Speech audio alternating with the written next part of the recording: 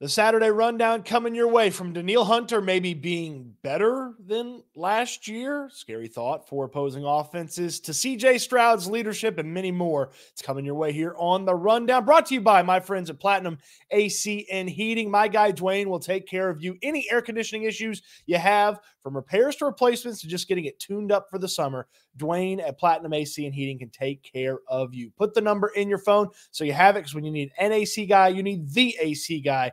That's Dwyane at Platinum AC and Heating. Let's start with Danielle Hunter, maybe being even better than last year. That's what defensive coordinator Matt Burke hinted at. Obviously, like a history of success rushing the passer. We think that, hopefully like playing in this front and stylistically can even enhance that. And, partnering him with Will and the other guys we have rushing, we're excited about kind of seeing how that comes to fruition. I mean, it's a scary proposition if you're an opposing offense coming to Houston and take on the Texans, or having the Texans visit you, because my goodness, Danielle Hunter was awesome last year. And he's been awesome for a few years now, but this system maybe just has like a little bit more to what Danielle Hunter brings to the table. That's a scary thought for the potential of this defense. And pairing him up with Will Anderson, Azeez Al-Shire, and Christian Harris at the linebacker spot. And you need a little luck with health and experience and everybody going to the next level in the secondary. But this defense could be led by Will Anderson and Danielle Hunter, and could be led by an even better version of Danielle Hunter than the previous year. I mean, he already was one of the most destructive pass rushers in football. And if there's a little bit more to add to the game, he's going to be worth every penny of that big contract the Texans signed him to. I'm intrigued to know exactly what would be the difference in the system in Hunter's play in Minnesota that could really add just a little bit to the game. Even if you got just what Danielle Hunter put together last season, which was 5th in sacks and tied for the league lead in tackles for a loss, you'd be pretty happy with the investment. But more than that, and you couldn't be even more pleased with the investment in Danielle Hunter if he got more than what he was able to put together last year. So that's something to pay attention to, and maybe something I need to explore with some hardcore football nerds. Be like, hey, why is it different? How can it be different? And what are the chances that it is better than last year? Got plenty of time to talk about that. Time is what Derek Stingley has been putting in. Again, defensive coordinator Matt Burke on cornerback 1 for the Houston Texans. Similar even to JP, like that level of consistency from Sting, and like having hopefully a full season, full off season. I mean, he missed some time in the off season last year too. So like, man, he's been here. I'll say this. I mean, I've seen Sting in the building since February. I mean, he's been here like every day, even before the off-season program started, like working across the way in the bubble, like getting himself ready. So I think he's really locked in and committed to trying to maybe take it to that next level. Look, we just talked about Danielle Hunter, and if he does exactly what he did last year, then it's going to be more than enough for what you invested in him. But Derek Stingley's got to be better, and most importantly, he's got to be healthy. And Burke talked about it. A healthy offseason, a real offseason finally for Derek Stingley, maybe has him more ready to go from the jump than he has been the past couple of seasons. Obviously, finishing up the college career, he was hurt, and he had to work out through that and then get on the field for the Texans. And then Burke mentioned the issues last offseason. Coming back from those, maybe that put him behind. Maybe he wasn't as physically fit as he wanted to be. He gets hurt early in the season. But when Stingley came back, once he was there, man, he was one of the better cornerbacks in all of football. If he can do that over the course of an entire year, there's a potential to be an all-pro, certainly would be a Pro Bowler, and the Texans' defense would have a much higher floor. The worry in the secondary really starts to pile up if Stingley is not there. The options behind him, not nearly as close to him in talent. There's no Steven Nelson, who going into last year was a proven commodity at the cornerback spot. There's a lot of unproven commodities at cornerback opposite Derek Stingley, from Jeff Okudah on his third team to C.J. Henderson on his third team to rookie Kamari Lassiter. And look, Desmond King, I guess, could play a little bit outside, but that's not really where you want to see Des King. You want to see him taking care of business at that slot cornerback spot, that nickel corner spot. So the secondary gets very, very scary, very, very fast in a bad way if Derek Stingley is hurt and not ready to go.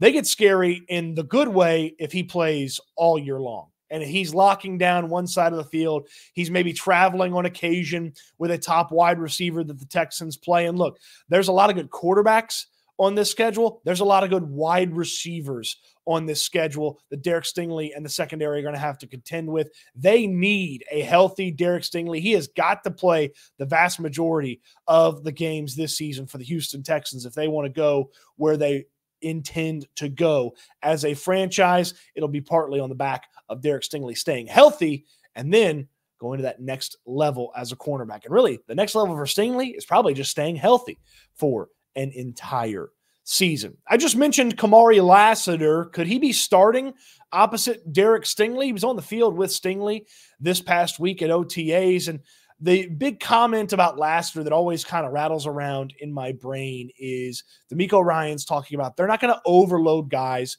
who have versatility. They're not going to put them in a spot that they can't achieve before they've started to kind of get their feet wet and get their feet settled at another spot. And Lassiter's got that inside-outside versatility. And when Matt Burke, defensive coordinator, talked about him this week, he was very pleased with what they'd seen so far from Lassiter and what they expect out of him, and that he's not a slow cornerback. He still is a long and physical cornerback, like what they want out of the cornerback position. And could he be the guy starting opposite Derek Stingley? Well, this Texans franchise under D'Amico Ryans and Nick Caserio's talked about it for a couple of years as well. They're going to put the best players on the field. If the best option at cornerback 2 opposite Stingley is Kamari Lassiter, then he'll play. If it's Jeff Okudah, CJ Henderson, then they'll play, and it won't be the rookie. He'll maybe be the super sub, backing up Derek Stingley and whoever the cornerback 2 is and backing up whoever the slot guy is. Or maybe he is the slot cornerback for this team right away. But they're not going to overload Kamari Lassiter, but giving him the opportunity at OTAs, mini camp next week, and even training camp to be opposite Derek Stingley, just giving him the chance to showcase that he can be the guy for this defense at cornerback 2. That is something that gets really exciting when you think about, hey, the Texans missed out on some of the top flight corners because of moving back out of the first round. Some other guys that were intriguing came off the board right before they picked Lassiter. Well, they kind of ended up with Kamari Lassiter. That might have been a good thing to end up with Kamari Lassiter if he can come out there and lock down that cornerback 2 spot as a rookie. And then you start thinking about the value that having a rookie playing at cornerback this year and then having a cheap contract at cornerback 2, a second rounder for the next few seasons. It gets really exciting as we know this Texans roster is getting expensive fast. Just ask Nico Collins and Laramie Tunsil and Danielle Hunter, and ultimately in the future, Derek Stingley, CJ Stroud, Will Anderson. Going to get expensive fast here for Nick Caserio and the money movers in the Texans building. Joe Mixon was expensive because he got a contract extension. Trading for him wasn't expensive. And I don't know that the Texans knew they were getting maybe the best quote for the team when they traded for Joe Mixon, but Mixon's got a chance here to be the podium player of the year for the Houston Texans. This week after OTA's practice, he took to the podium and listened to the greatest hits from Joe Mixon on a variety of topics for the Texans. Man, sky's the limit. That's all I'm going to say. I'm going to keep it at that. Sheesh. I ain't going to lie. Them guys over there, I'm glad I'm on their team. I just say that. I'm glad I'm on their team, man. Bright kid. He's smart. He's been picking up the playbook probably a little bit better than I have, to be honest. With Titus and those guys, Laramie coming back, I think that'll be a hell of a thing to see because of what we've been getting now. It's like, damn, that's good. But when them guys get back, it's going to be like, it's going to be like the Red Sea. No matter what, I feel like everybody in this offense will eat. Your turn is going to come, and that's just, part of being in the offense that we're running. CJ being, one of the best quarterbacks in the league, bro, it's a hell of a thing. I don't know if he even knows it yet, but, he has all the right tools. He have all the right traits for him to be actually the best in the league. The way things are going, it's a lot for us to look forward to, man. And everybody around here is excited, and so should the fans, because it's going to be a light show for sure. I think my favorite is the whistle and the sheesh when he's talking about the defense. The underrated funny one is that Jawar Jordan, the rookie running back, is ahead in the playbook than him, and I think he's joking. And even if he is joking, I trust Mixon to kind of catch up. Veteran Joe Mixon, easier for him to put in a little work and get a long way than rookie Jawar Jordan to put in a lot of work and get a little way. So not worried about that. I saw some people talking about that. Like, oh, he's not in the playbook. I'm not worried about Joe Mixon. And then the light show at the end, and then just casually slipping in. CJ's one of the best quarterbacks in football. We kind of knew that. But he has the talent and abilities to be the best quarterback in football. Well, Mixon's played with one of the best in Joe Burrow. He's watched one of the best go against his guy in Patrick Mahomes and Burrow and some of the battles that they've had. I thought it was a lofty add to the CJ Stroud conversation by Joe Mixon, and I don't disagree with him. There are tools there that can make CJ Stroud consistently one of the best and maybe, just maybe, the best one day. Wouldn't that be fun? Speaking of CJ Stroud, his leadership on full display in less than 2 weeks. That's right. A lot of work done at OTAs by CJ Stroud in just over a week's time. Take you back to OTAs a couple of weeks ago. CJ Stroud with his teammates on the field, and, hey, dapping it up. Hey, Daria Gumbawale, he's familiar with him. Got a handshake. Damian Pierce got a handshake. Oh, rookie, you don't have a handshake. Tap on the helmet. All right, tap on the helmet. Joe Mixon, hey, you got a handshake. You've only been here for a little while, but you got a handshake. Man, I felt bad for Jawar Jordan. No handshake for him. No handshake for the Rook. Come on, CJ. What are we doing here? Well, second OTA is open to the media. My guy Jason Bristol from KHOU, he's got the viewfinder going. What does CJ have? Handshakes for everybody. Check it. Oh, look, British Brooks, you got one now. You got one now. Left Keenum hanging. Sorry about that. Jawar Jordan, you got a tap on the head last week. Nope. You got a handshake this week. JJ Taylor, you got one. And there's the Joe Mixon handshake. Just the incredible leadership from CJ Stroud to take care of business like that, to have his leadership go to those young players, get the handshakes ready. It's not easy to develop a handshake that you can remember, and he's got handshakes with everybody, offensive linemen, defensive linemen, running backs, wide receivers, tight ends, fullbacks, whatever. And CJ Stroud remembers them all and even made some new ones for the rookies. That's big-time leadership. Big-time leadership.